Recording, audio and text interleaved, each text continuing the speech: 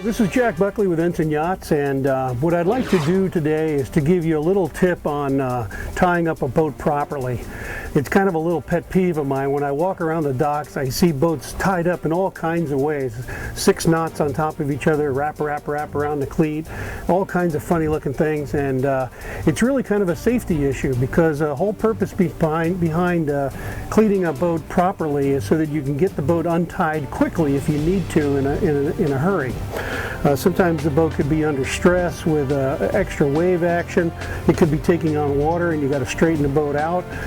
Maybe there's a fire on a boat next to you and you want to push yours out of the way. All kinds of reasons why you want to get the boat off.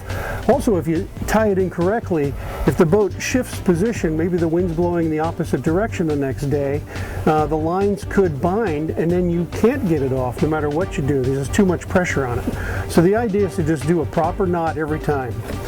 Now here we have a typical cleat on the dock, and it has horns like those on the head of a bull.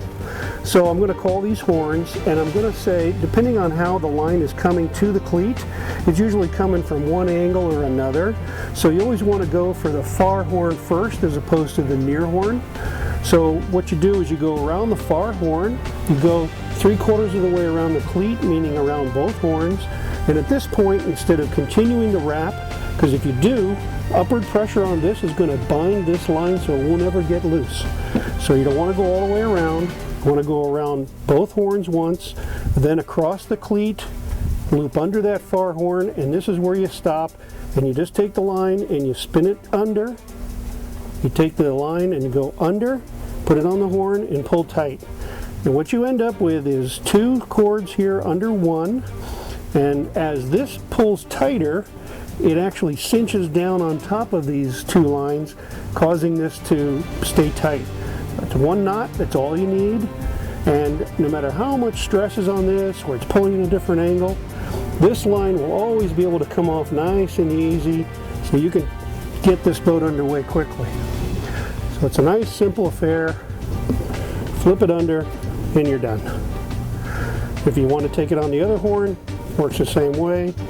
Around this horn, this way, 1 turn, flip it under, and you're done. So I would, if you have a chance to, take some line and just practice this over and over so it becomes completely routine. And you'll always have the same knot for everyone else to take apart, and it's always going to come undone no matter how much water or stress is on the line. So thank you for joining me today. We'll move on to another tip another day, but thank you for this one.